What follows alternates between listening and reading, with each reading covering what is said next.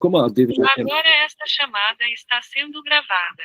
Então, como a Devi já tinha mencionado, né, anteriormente, nós,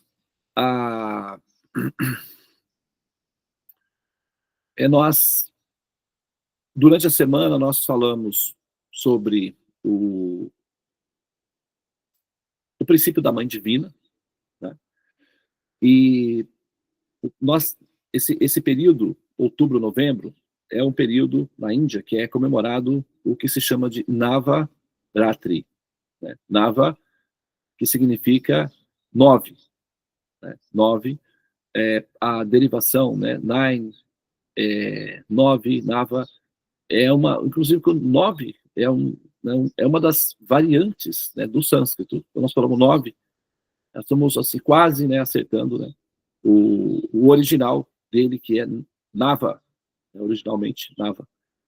E o latim, né, como nós sabemos, é uma derivação das línguas europeias, né, as línguas europeias é uma derivação do latim, melhor dizendo, e essas línguas, elas têm origem, né, no Vale do Indo, então por isso são chamados de indo-europeias, são línguas indo-europeias. O latim é uma delas, e Nava é a origem da palavra 9.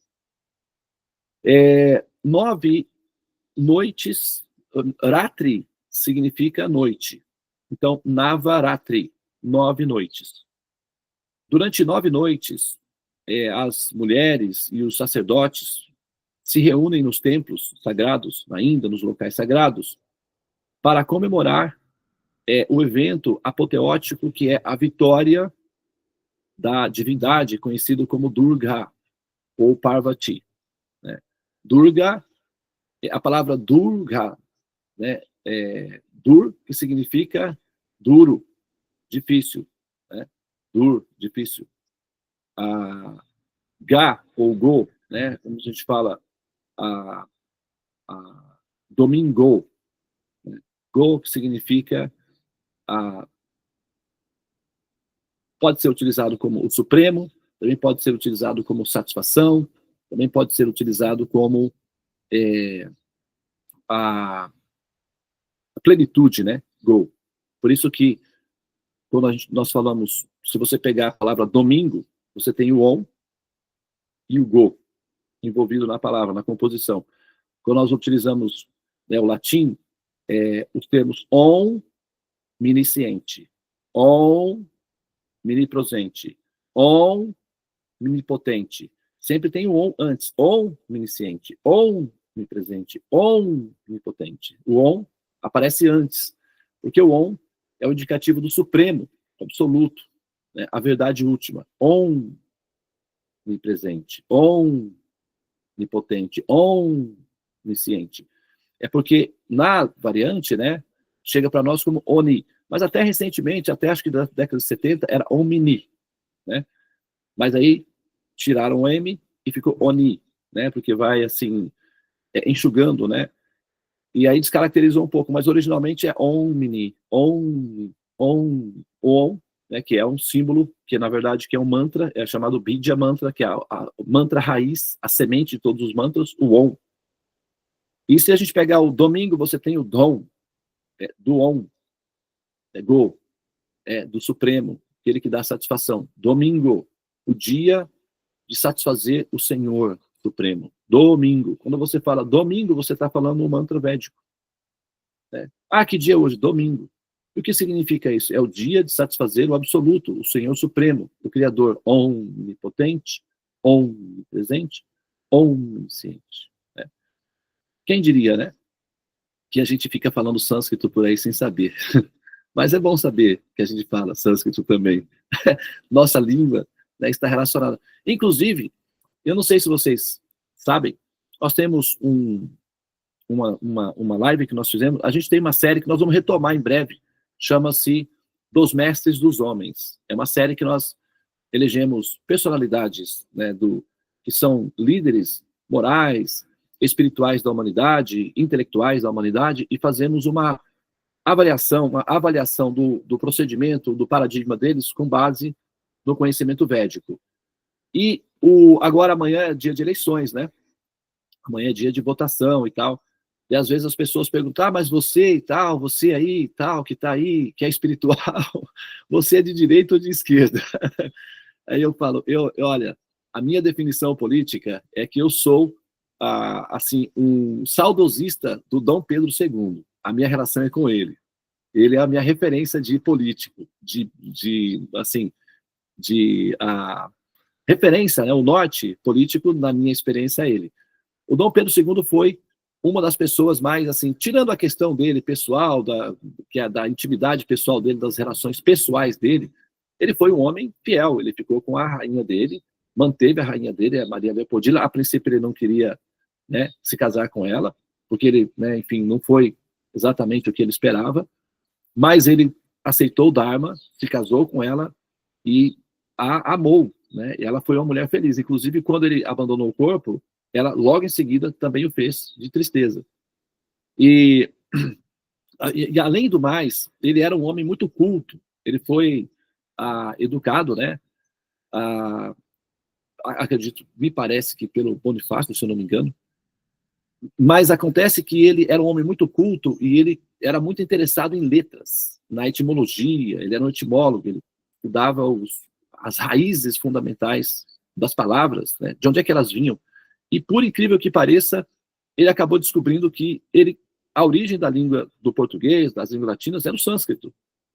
Então, o que ele fez? Foi estudar sânscrito. E o resultado? Aprendeu sânscrito, falava sânscrito. E conheceu os monarcas védicos. E ele quis ser parecido com um monarca védico, porque ele se identificou como um monarca védico, como um rei védico. Ele queria ser como um rei dos Vedas, um rei da epopeia védica. E por conta disso, ele passou a ser um defensor dos animais. Acreditem, no século, né, 1800, um defensor dos animais e da natureza. Ele era ecológico. A Floresta da Tijuca, quem mora no Rio de Janeiro sabe que foi ele que reflorestou, ele que começou o projeto, e a floresta toda foi reflorestada por conta dos princípios védicos do imperador Dom Pedro II, que falava sânscrito e tinha conhecimento da cultura védica.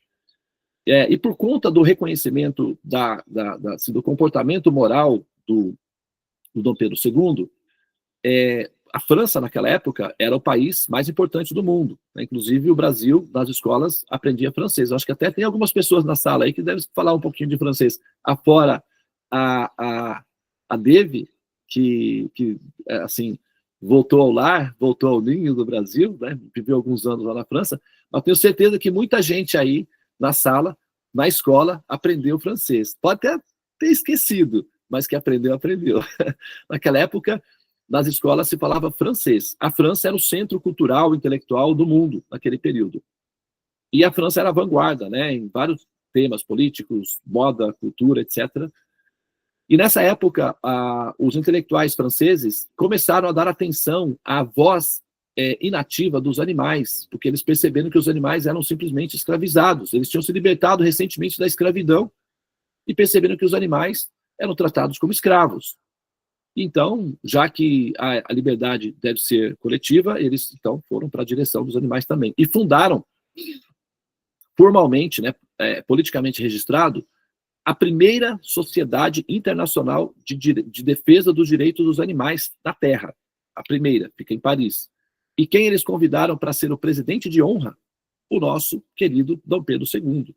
O primeiro presidente de honra da primeira Sociedade Internacional de Direitos e Proteção aos Animais, fundada em Paris, e o nosso imperador, Dom Pedro II, foi condecorado como aquele que merecia esse título inicial. E ele foi chamado a Paris e assumiu o posto, e assim ele ficou. Inclusive, quando eles aplicaram o golpe de Estado aqui no Brasil, a França convidou o Dom Pedro para estar lá. Ele nem precisou pedir asilo.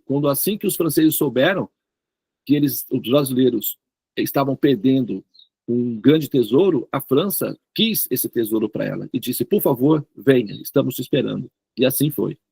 Ele foi para a França, que era um país altamente intelectual, desenvolvido na época, e soube reconhecer o valor incrível dessa grande personalidade, o nosso patriarca brasileiro, né, Dom Pedro II. Por incrível que pareça, é que a gente esquece, né? os nossos heróis. E aí a gente fica aí, né, batendo cabeça, procurando alguma coisa que está perdida. Mas, de fato, o Dom Pedro II se inspirava nos reis védicos, e ele replicou isso daí e foi reconhecido, né, nessa função. Mas, assim, trazendo aqui, né, nesse contexto, né, que nós, por conta desse fator aí, é que ele acabou, né, se envolvendo com o sânscrito para entender a origem das palavras. E nós falamos muitas palavras no nosso vocabulário do dia a dia. Nós usamos muitos termos védicos no nosso dia a dia, números, palavras, temperos. O Brasil foi descoberto como consequência, né, assim, da imensa variedade cultural e alimentícia da Índia. Os portugueses queriam os produtos valiosos e alguns produtos intelectuais também da Índia. Então, eles, em busca de alcançar a Índia, para ter acesso a toda a riqueza da Índia e a cultura, acabaram descobrindo o Brasil. Então, nós somos consequências de haver a Índia, por incrível que pareça.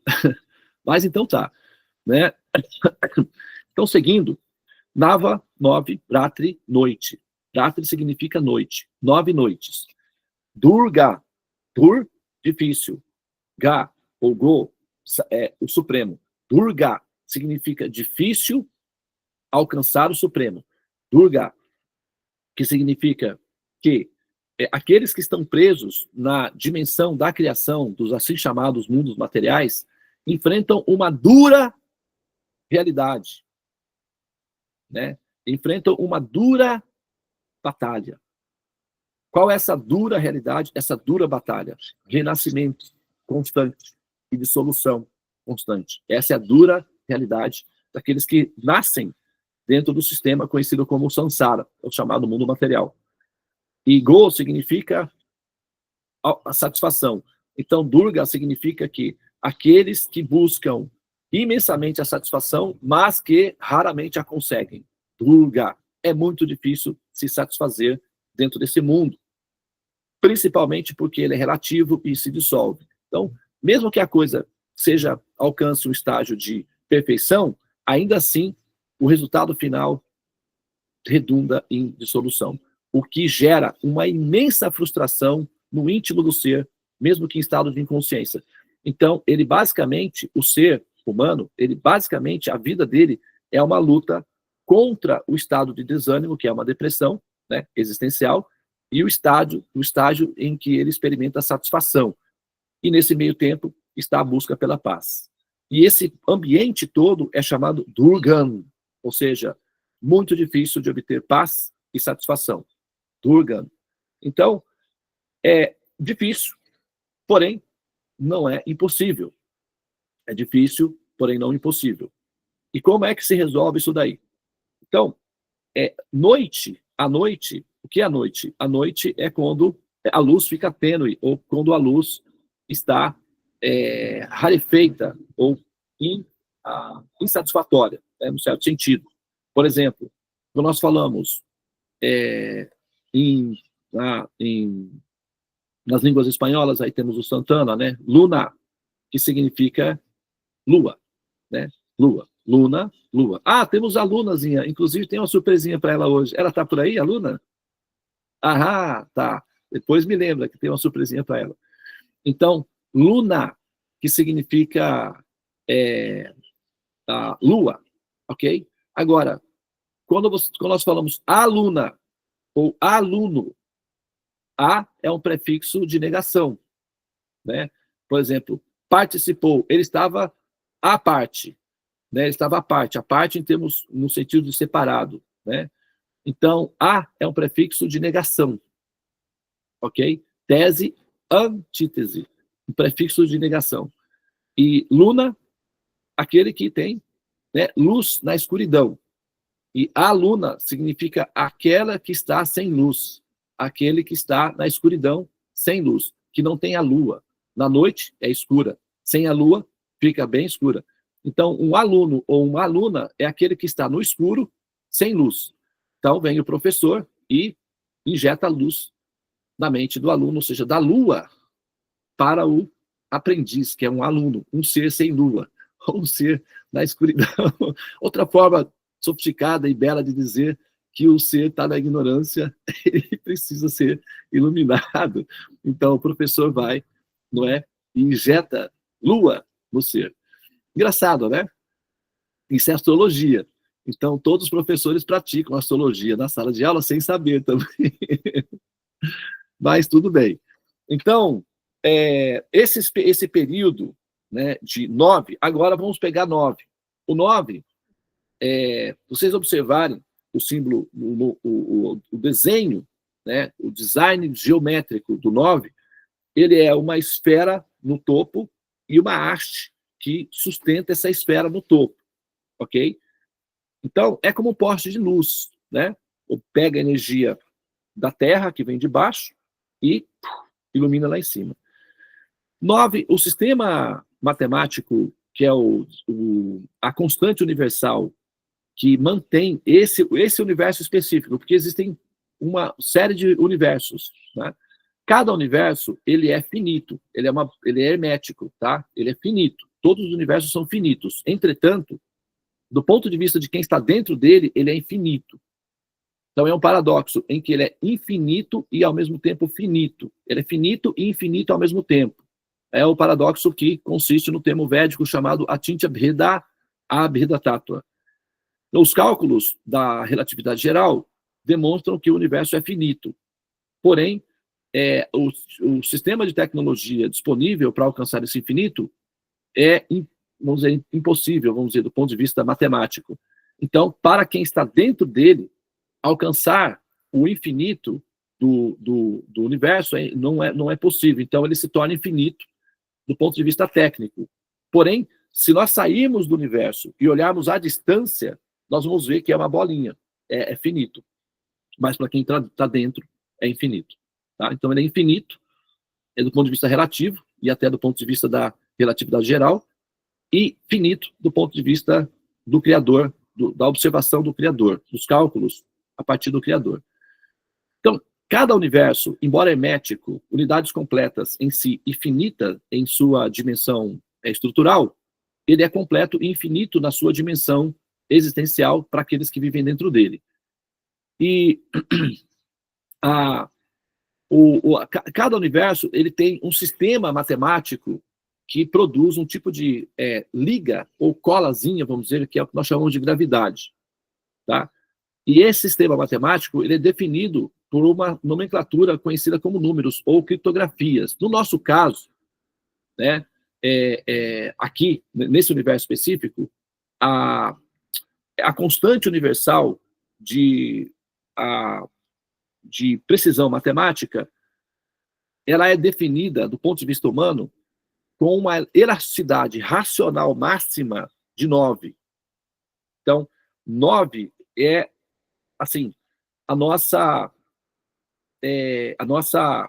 capacidade racional de recolher dados, que são criptografias, para formatar um sistema completo que permite com que nós possamos interagir com essa criptografia com relação à criação toda. Então, é o chamado fine tuning, que significa o ajuste fino, que mantém esse universo exatamente funcional. É 9, tá? Se a gente pegar, por exemplo, a circunferência da Terra, né, pega a circunferência da Lua, né? A Lua tem aquela, né, ela é uma circunferência. Então, se a gente pegar 108 circunferências da Lua, colocar uma atrás da outra, dá exatamente a distância entre a Lua e a Terra, 108. Tá? 108 vezes a Luazinha, tá? A distância entre a Terra e a Lua. Se a gente pegar o Sol, medir a circunferência do Sol e colocar 108 sóis um atrás do outro, dá exatamente a distância entre a Terra e o Sol. Nós entramos 108 Mahamantras, tá? Se fosse 107 ou se fosse 109, não teríamos nem vida na Terra, talvez nem a Terra nós teríamos. Podia ser que tivesse como Marte, por exemplo, que é estéreo. Mas é preciso exatamente 108 para ter um ambiente que é uma zona habitável, em que haja uma rocha telúrica, que nós chamamos a nossa de terra, capaz de produzir ou capaz de receber, né, fecundações, ou seja, vida. É um óvulozinho fértil em que ocorre a panspermia, que se chama de panspermia, ou seja, a fecundação desse óvulo. A terra como um óvulo, né, e a vida como fecundadores desse óvulo. Então aí, voilá, né, havemos a vida. Então temos vida. Então esse valor 1, 0 e 9, o 1 é o início racional, né, da contagem que nós fazemos em relação ao, né, ao todo. O 0 é um princípio mágico, né, um princípio místico, um valor místico. O 0 basicamente é um valor místico. E esse valor místico, quando entra a metafísica, né, a matemática, do ponto de vista da sua instância última, é metafísica, é místico. Matemática é um princípio místico, metafísico. Porém, como ele é utilizado predominantemente de forma pragmática, então ele parece ser meramente pragmático, mas de forma absoluta, de forma definitiva, a matemática é metafísica. Tanto é que Pitágoras, né, o chamado pai da matemática, fundou uma igreja para adorar a metafísica envolvida nos números. É que depois fecharam a igreja dele, porque, enfim, teve uma história lá, umas treta lá, que foram lá e fecharam a igreja do Pitágoras, pobrezinho. Mas ele chegou a fundar uma igreja, uma religião, e nessa religião os números eram Deus, né? E era isso que ele fazia. Ele adorava os números como sendo Deus, porque ele explorava a metafísica delas. Mas, se a gente contabilizar 1 mais 8, o 8, né, é enfim, o eterno retorno. E aí, nesse contexto, né, deixa eu só aproveitar, vou pegar aqui, eu tenho aqui um símbolo, né, do 8 aqui, eu quero mostrar para vocês.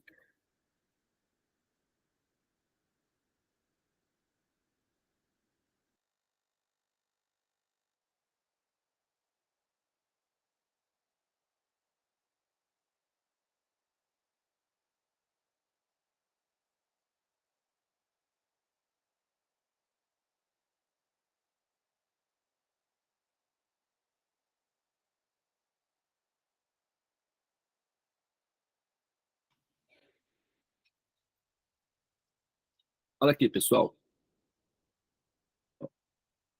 Né? Ó, o 0, né, com 8, ok? Isso daqui são criptografias, nós entendemos como números, mas eles são informações metafísicas. O 0 é um valor místico que produz a possibilidade de nós interagirmos com o infinito sem necessariamente precisar fazer todo o caminho, percorrer o caminho. Então é como se fosse um atalho. E o 8, né, nós sabemos que ele é utilizado como sendo o símbolo do samsara, que significa o eterno retorno. Nós estamos realizando os nossos jagyas, né, aqui os nossos rituais aos sábados, hoje tem, né, logo mais à noite, justamente para nós interagirmos com esse valor metafísico e encontrarmos dentro desse hermetismo, que é uma redundância absoluta, chamado samsara, uma fenda, e romper essa fenda para sairmos do Durgam, do lugar difícil de obter satisfação plena. Porque sempre que há o nascimento, o renascimento é certo.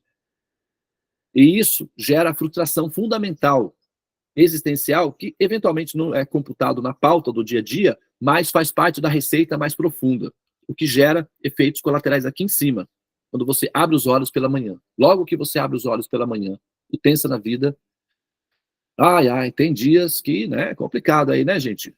Mas isso tem a ver com a receita de fundo, com a composição de fundo, que a gente está retrabalhando com a configuração dos chakras, né, com a calibragem do sistema nervoso central, com, né, o sadhana. Isso tudo tem a função de reconfigurar essa estrutura de fundo para projetar o ser, para identificar a fenda do tempo, que é por onde nós saímos do ciclo do samsara, ou por onde nós fecundamos a transcendência. É exatamente a epopeia, né, da cápsulazinha, que é o zigoto, né, o espermatozoide, encontrando uma fendazinha no óvulo, por onde ele vai, então, fecundar aquele óvulo. É a mesma coisa, tá? A metáfora é exatamente a mesma. Com a diferença de que cada uma de nós tem a capacidade de ser capaz de ser feliz, de fecundar o reino de Deus ou a transcendência, saindo finalmente do samsara. A gente precisa de ajuda, claro, mas é para isso que os rishis, os sábios, preservam a cultura e o conhecimento. É por isso que nós estamos falando desse momento cultural, né, que acontece dentro da civilização védica, dentro dos termos védicos, que é o Navaratri, e explorando aí as diferentes simbologias e criptografias dentro desse contexto para ver como isso nos afeta em termos pragmáticos, porque falar de um evento cultural que acontece lá na Índia, de repente tem um valor qual para nós, exatamente, né? Assim, cultural, bom, cultura é bom, refina o espírito e tal, mas nós precisamos de coisas que funcionem na nossa vida prática, para que resolva os nossos problemas reais internos do dia a dia. É para isso que serve o conhecimento, para ser prático, para dar soluções para os problemas da existência. Não é apenas para acumular informação. Conhecimento, ele tem que ser funcional, ele tem que produzir uma realidade, ele tem que ser aplicado como princípio realístico e não meramente idealístico. Tá? E por isso que a gente, né, pega os diferentes dados e olha na nossa vida do dia a dia para ver como é que isso está se dando, né, como é que a coisa está andando na vida do dia a dia. Então, se a gente pega 1 mais o 8, né, nós conseguimos o 9. Ok? A combinação dos dois é o 9. Tá? Se vocês observarem, o 1 é uma haste. O 1 é uma haste. Né? O que nós podemos fazer com uma haste? Ora, se você tem um balão, você pode furar essa haste. Ok? E você pode atravessar essa haste. Aliás, se você tem uma haste, você pode furar esse balão. E com essa haste, você pode atravessar esse balão. Você pode gerar uma fenda. Você pode romper esse hermetismo de um balão. Então, se nós considerarmos o universo como um balão e o 1 como uma haste, bom, o que a gente pode fazer com isso? O que é o 1? O 1, né, por coincidência, talvez, quem sabe, one. Se a gente pegar em inglês, né, que é mais anterior aí, uno. Né? Em italiano, não sei se tem alguém que fala italiano aí, fala italiano, né? Uno. Uno, se você observar o uno, aí você tem o on de volta. Praticamente. Né? O único. Né? Ah, quem é Deus? Ele é o único. Aí você tem o uno. A unidade. Né? Então você tem o on. O um é o on. O um representa o supremo, o absoluto. O domingo, qual é o dia? Domingo. É o último dia da semana, certo? Não é assim? Ah? Não é assim mesmo? É o último dia da semana, não é isso? Não é o primeiro dia? O domingo? Olha aí, tá vendo só? É o primeiro dia, né? O domingo é o primeiro dia. E é justamente esse dia que você abrir lá, a criptografia tem lá o on. Olha aí. Então é o dia dele mesmo, né? É o on, é o único, é o uno, é o um. O um. Ele é o um, né? O primeiro. Então, no sistema solar, é representado pelo Sol, o primeiro, né? O Sol é o útero do sistema solar. Do Sol surgem os outros planetinhas. Então, ele é o útero, ele é a fonte, né, da vida, inclusive. Então, o primeiro dia, né, é oferecido ao Supremo. A lógica é racional. O melhor, o início, que é quando você está assim descansado, quando você está bem, quando você está predisposto, quando você está saudável, o melhor momento você oferece ao Supremo. Aquilo que é de melhor você oferece ao Supremo. Não aquilo que é o resto. Né? Raspas e restos me interessam, como certa vez o Cazuza disse. Mas será que... Veja bem, olha só.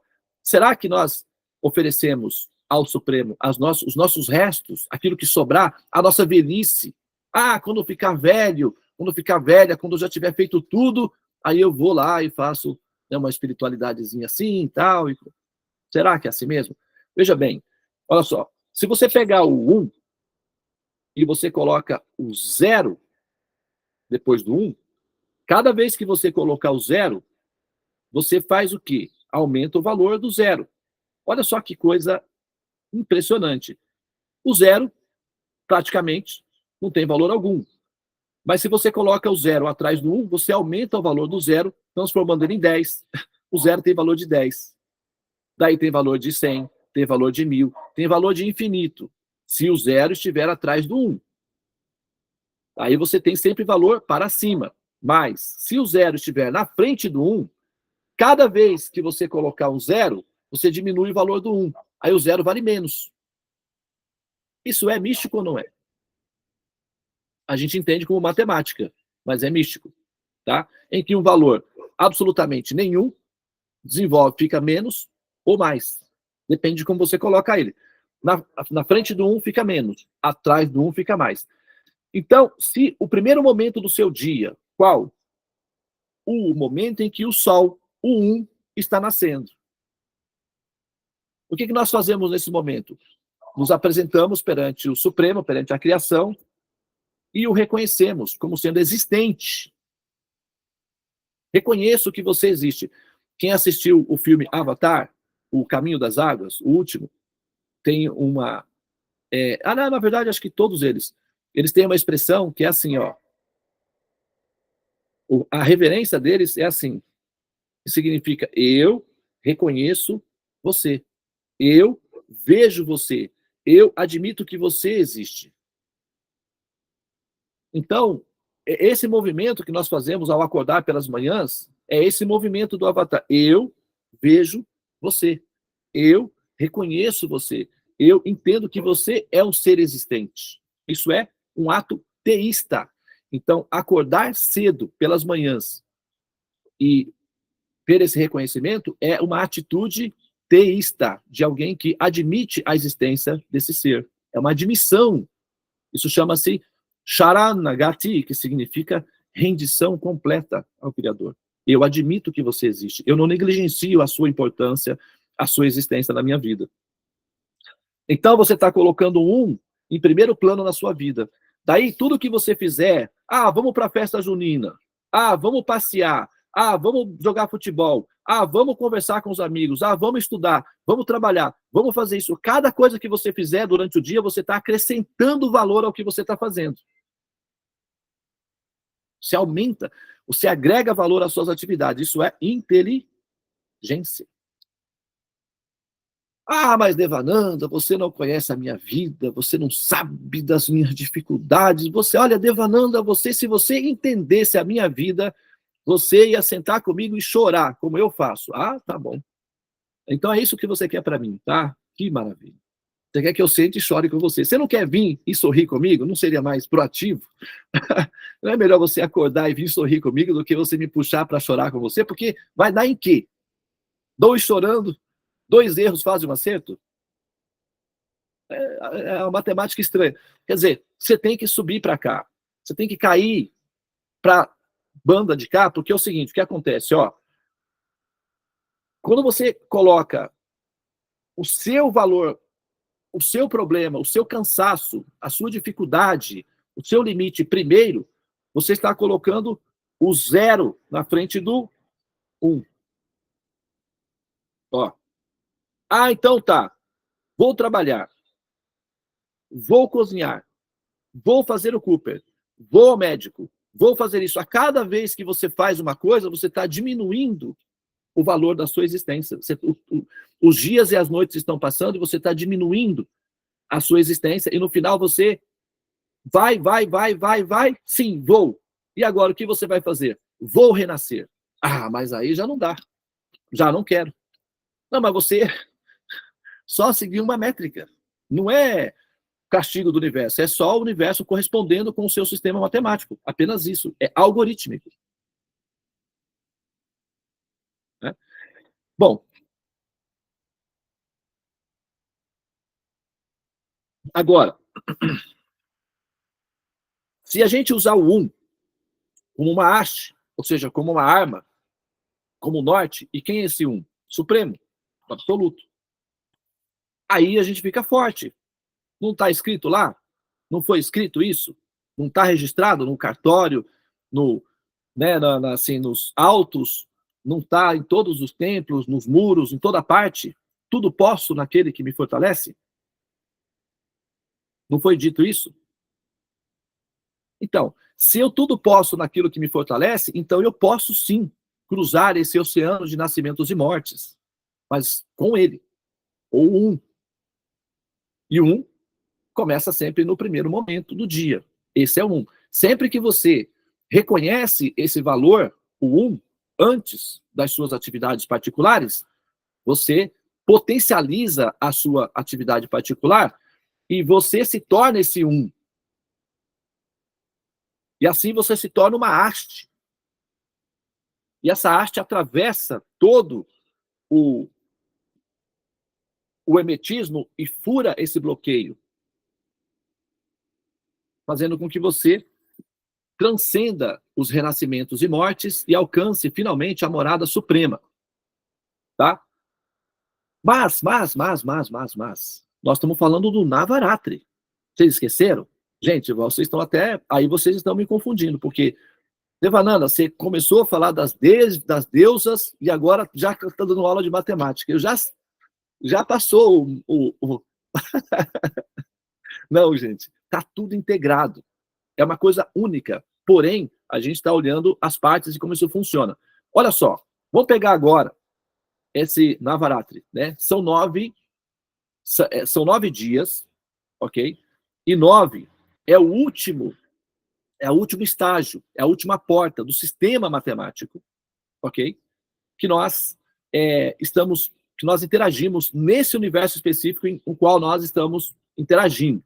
Nós estamos jogando dentro desse jogo, que é esse universo. Então a gente tem que saber quais são os recursos que nós temos para game over, para dar game over no jogo. Senão você fica resetando toda hora, reseta, mas aí, de novo, o rolo lá, a treta lá, mas poxa vida, mas tem que resetar, tem que dar um game over. E para isso você tem que saber usar as ferramentas, tá, disponíveis no jogo, ok? Então, para ajudar, sabe, no game, né, sempre tem aqueles lugarzinhos que você toca, desce uns créditozinhos para ajudar. Então, um crédito, um ponto que você toca, quando você toca, dá muito crédito e dá muita potência, e dá muita condição de você vencer o jogo. Esse princípio, né, esse pontinho, chama-se o princípio mãe. Não é retórico, tá? Esse princípio mãe.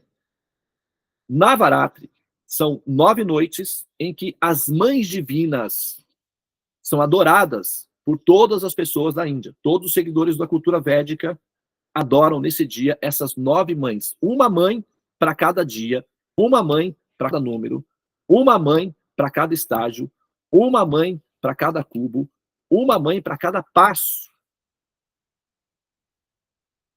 Ratri é noite. A lua é a mãe. Na astrologia, representa a mãe. Representa o místico. Representa luz na escuridão. A natureza, né? Mãe natureza. Nós estamos dentro de um útero. A natureza é um útero. Esse universo é um útero. Nós estamos crescendo, se desenvolvendo dentro desse útero. É uma mãe. Esse princípio mãe, já falei aí algumas vezes, né? Vocês já ouviram e vocês vão continuar ouvindo, porque, assim, essa é a resolução final, então a gente já está lidando com ela. Todo ser que evolui, tá? Não é só o ser né, que vira santo no cristianismo, ou que vira profeta no islamismo, ou que se torna um lama no budismo, não tem nada a ver. Qualquer ser que evolui, de qualquer religião, de qualquer raça, ele pode ser aborígene, pode até não ter religião nenhuma, pode ser até ateu, inclusive. Tá? Qualquer ser que evolui, ele se torna um ser maternal. Evoluiu, fica maternal. Evoluiu, vira princípio maternal. Por exemplo, né, eu vou trazer de volta, porque é o nosso mestre, né, principal dentro do nosso contexto de aprendizagem. Vamos pôr aí como referência, né, como norte, Jesus, que é a nossa referência principal aqui. O comportamento dele era de uma mãe, né? Inclusive, ele dizia: meus filhinhos, venham que eu vou abraçá-los embaixo, colocá-los embaixo das minhas asas. Bom, quem faz isso são as galinhas. E as galinhas são o arquétipo de uma mamãe cuidadosa. As galinhas, elas vão e ficam limpando o chão. Elas são limpinhas. Né? As galinhas, elas matam os insetos, as cobras, enfim. Então, elas mantêm um ambiente seguro e limpinho. E quando ela está chovendo ou tem algum perigo, ela abraça os seus filhotinhos. É uma mamãe cuidadosa. É um arquétipo de uma mamãe cuidadosa. Ok? Uma mãe está sempre disposta a dar a própria vida, recursos financeiros, o que for necessário para a proteção e segurança dos seus filhos. É ou não é? Estou mentindo? Você que é mãe. Se o seu filho, né, ou se o seu filho precisasse, de algum momento, de um transplante de um órgão, que seja, hipoteticamente, tá? Você não estaria disposta a dar, ainda que você corresse o risco de vida? Você faria isso com alegria no coração, com satisfação e com determinação e coragem. Faria ou não faria? Então, a mãe é o único ser, o princípio mãe é o único ser que tem essa capacidade, que tem essa coragem, tem essa determinação, que tem essa grandeza de espírito, de dar a própria vida para a segurança dos seus filhos. O princípio do macho, biologicamente falando, ele foge, ele vai embora, ele deixa a cria com a fêmea e vai embora. A fêmea, devido à compaixão e a esse espírito totalmente dedicado, divino, sagrado, é que fica e cuida e dá a própria vida para que ele fique bem, feliz, saudável. Agora, esse princípio feminino maternal não é uma exclusividade da mulher, é um princípio absoluto, é um princípio Deus. Então, homens que evoluem muito ficam semelhantes a mães, como é o caso de Jesus, por exemplo. Era muito mais uma mãe do que um pai. Ele tinha um aspecto de um homem, mas o comportamento psicológico, a natureza psicológica de uma mãe. Inclusive, aquele episódio dele no templo, quebrando tudo, é simplesmente uma mãe com TPM quando chega em casa e a casa está uma zona. Só isso. Quem de vocês, mãe, que já não passou por isso? Que ele tem bebê pequeno, não sabe o que significa isso. Mas você já deve ter visto a sua mãe na TPM totalmente sequelada, já, com certeza. A mãe sai e deixa tudo arrumadinho. Quando volta, a Amazona, tá zoado. Como é que ela fica? Alterada. Quando você olha Jesus no templo, é só uma mãe alterada, só isso. Muitas pessoas criticam Jesus porque ele ficou problema psicológico, descontrolado, ainda não tem nada a ver. Nada a ver. É só uma mãe alterada mesmo, um TPM fulminante, chateada porque já falou muitas vezes e a coisa não resolve. Então o jeito é dar uma de louco. Aí você dá uma de louco, o povo entende, a mãe tá doida, a mãe pirou. Aí todo mundo fica mais ou menos assim, ó. Vamos acalmar a mãe, né, e tal. Então, quer dizer, é mais ou menos por aí. Entendeu? Então, a mãe. O que Jesus fazia? Contava histórias. O que uma mãe faz? Conta histórias. Né? Qual é a principal preocupação de uma mãe? É que a despensa esteja repleta de comidinhas, coisinhas gostosas, para que os filhinhos fiquem felizes. A principal preocupação de uma mãe é que tenha alimentos no estoque para que os filhinhos fiquem satisfeitos.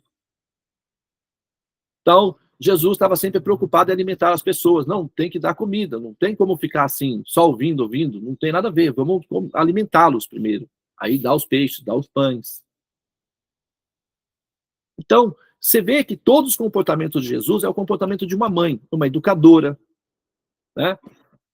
Uma pedagoga, ok? De vez em quando ele desaparecia. Que mãe que gostaria de vez em quando dar uma sumida, dar um perdido? Me deixe, me errem. Faz de conta que eu não existo. Se eu pudesse, eu pegava um ônibus agora e sumia, vocês nunca mais vão me ver na vida. Ah, como? Tem um monte de mãe assim. Pode só bater na porta da vizinha. A sua mãe é assim, vai, putz, é igual a sua também, é tudo igual. E é tudo mentira, porque fala que vai embora, daqui a pouco tá lá dando a comidinha de volta. Então, Jesus de vez em quando sumia. Mas cadê? Sumiu. Por quê? Quem é que aguenta ficar o tempo todo, né?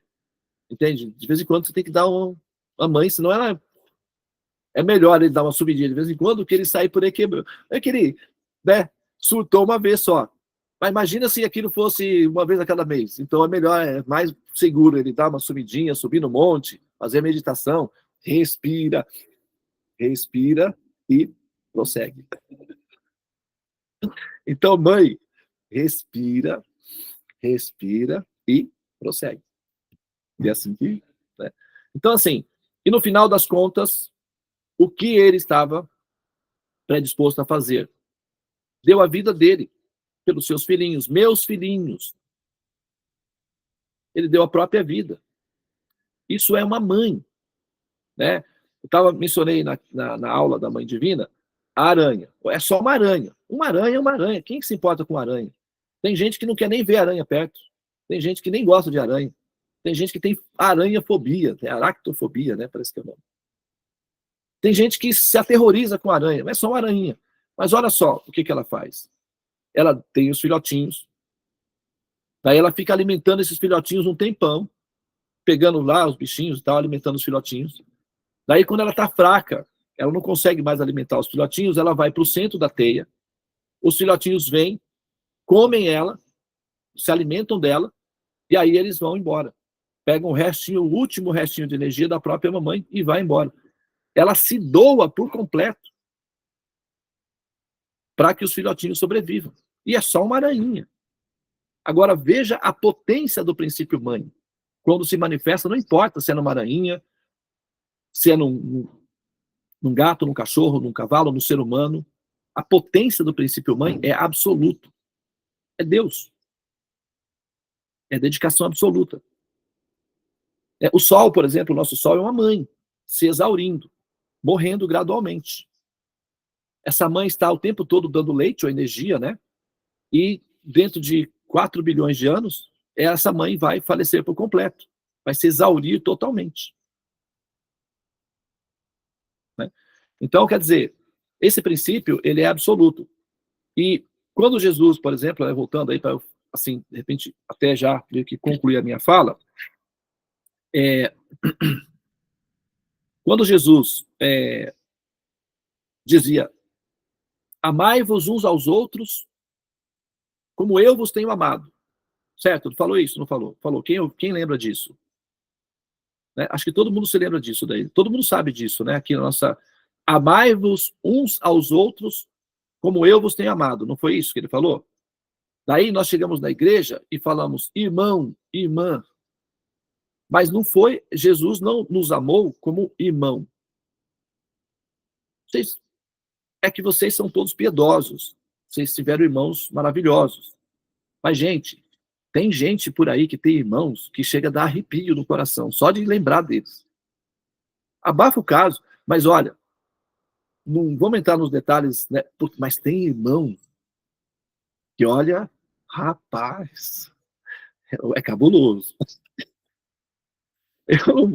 É dito que os sábios não falam das suas tragédias pessoais, então eu vou me calar. Mas, olha, gente, irmão, o amor de irmão não é assim, nem sempre, tem casos que os irmãos são verdadeiras mamães entre si. Mas, de um modo geral, assim, é cabuloso. Então, o que acontece? Não é amor de irmão, não é o amor que reflete a natureza do amor de Jesus, não, de forma alguma. Ele era uma mãe. Então, ele amava como uma mãe, e não como um irmão. Ele amava como uma mãe. A natureza do amor de Jesus é a natureza maternal. Então, se nós formos seguir a orientação dele, de acordo com como ele ensinou, nós vamos ter que pensar na nossa qualidade de amor como uma mãe, e não como um irmão.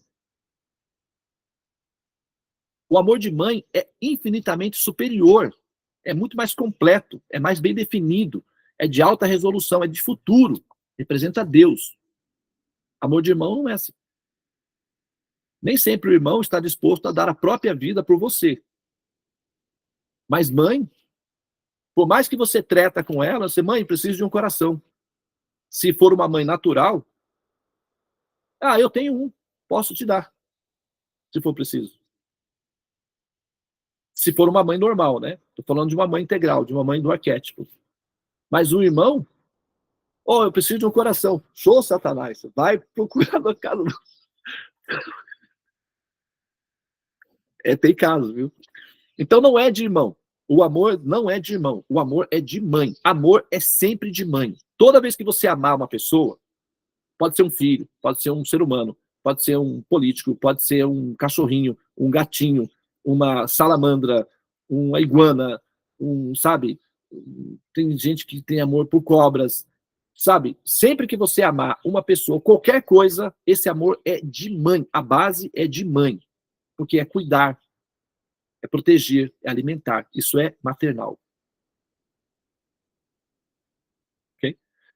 Então, quando nós queremos colocar luz na escuridão das nossas vidas, porque o mundo, chamado material, ele tem 97%, 95% é energia escura ou matéria escura. Ele é escuro, na verdade. Só 5% é luz. Se pegar toda a luz que tem no universo inteiro e reunir no único canto, dá só 5% do universo. O resto é tudo escuro. É um lugar escuro. Nós estamos num ambiente escuro, então nós precisamos de luz na escuridão. Isso é luna. É a lua. Então, esse princípio, o princípio mãe, ele está lá nos 9 dias, nos nossos 9 passos, como um norte, como uma referência, como uma direção, para onde você tem que ir, como você tem que ser, como você tem que comportar, como você tem que pensar, como você tem que viver, o que você tem que ser aqui, vem, agora. São as 9 mães, as 9 deusas, as 9 salvadoras, libertadoras. E esse evento, ele comemora a vitória, tecnicamente falando, né, David? É a vitória do bem sobre o mal. Parvati Durga vence, né, na mitologia do arquétipo, um demônio, né, sei lá o que ele fazia lá, ele devia fazer coisas ruins, com certeza. Né, um Asura, ela foi lá e liquidou ele e libertou os filhinhos dela. Tá? Então, Shaura, Asura, né? Asura, Sura, Maha, mantra, Maha grande, grande, Sura, Asura, o grande oponente, né, da luz, Surya, que significa luz, Asura sem luz, então, aquele que representa a escuridão, a ignorância. Olha lá. O nosso principal inimigo é a ignorância, porque a ignorância mata. Mata uma vez, a pessoa renasce, ela mata de novo. Aí renasce, mata de novo. A ignorância mata mais do que AIDS, ebola, Covid, câncer. Você pode juntar todas as doenças do mundo. Não é tão eficaz quanto a ignorância. A ignorância mata muito mais. Porque a ignorância mata centenas de vezes. Uma doença mata uma. Então, a nossa doença, o nosso inimigo principal é a ignorância. É sermos alunos, ou seja, sem luz na escuridão. Nós precisamos de luz. E a lua é mãe. E mãe, o princípio mãe, é aquela que ilumina a escuridão. Porque no final das contas, quando nós assumimos a natureza espiritual de alma, nós nos tornamos seres compassivos.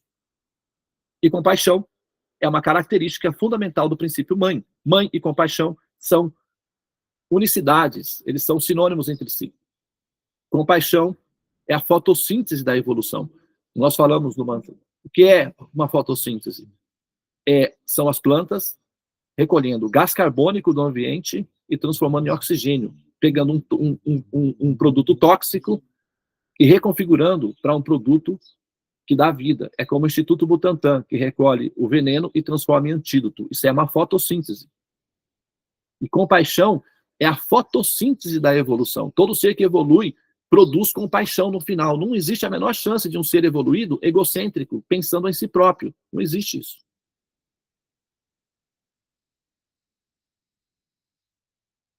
Por isso, o Navaratri é comemorado. Como mensagem subliminar, é poderoso, porque incute no ser, nos seguidores védicos, a certeza de que eles, mesmo na escuridão, estão acompanhados da mãe.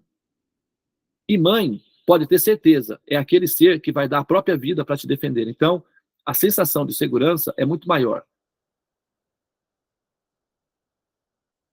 É que a gente quer crescer, e quando cresce quer voltar para o ninho, porque um joelho ralado dói bem menos que um coração partido. O joelho ralado, a mamãe dá um beijinho, passa. Um coração partido é você sozinha na escuridão.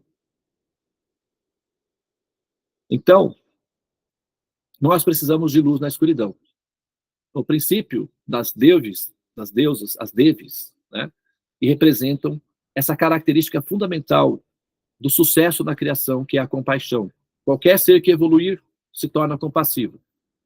E se você não tem isso na pauta, é porque você ainda não chegou nesse ponto da evolução, mas vai chegar. É uma questão de algorítmico. Evoluiu, desenvolve compaixão. Aconteceu isso com Jesus, aconteceu isso com São Francisco, aconteceu isso com a Madre Teresa de Calcutá, aconteceu isso com, né, São Raimundo Nonato. Você pode colocar aí, nós comemoramos recentemente os irmãos Cosme e Damião. Acontece isso com todos os seres que evoluem. O nosso mestre Prabhupada, aconteceu esse efeito. É só evoluir, esse efeito se dá. O ser sai do hermetismo egocêntrico individual e passa a pensar no mundo como uma entidade única, meus filhinhos. Como Jesus dizia. Ele não falava aquilo só para ser retórico, para ser didático, ou para ser, né? Ó, foi mencionado o Gandhi, era uma mãe. Gandhi, basicamente uma mãe. Então não é retórico, não é meramente, sabe, metodológico. É intrínseco, é natural. Meus filhinhos. Esse é o resultado consequente da evolução. Ok?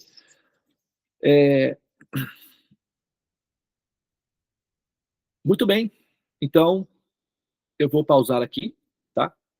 Nós vamos, então, agora dar sequência no nosso sadhana.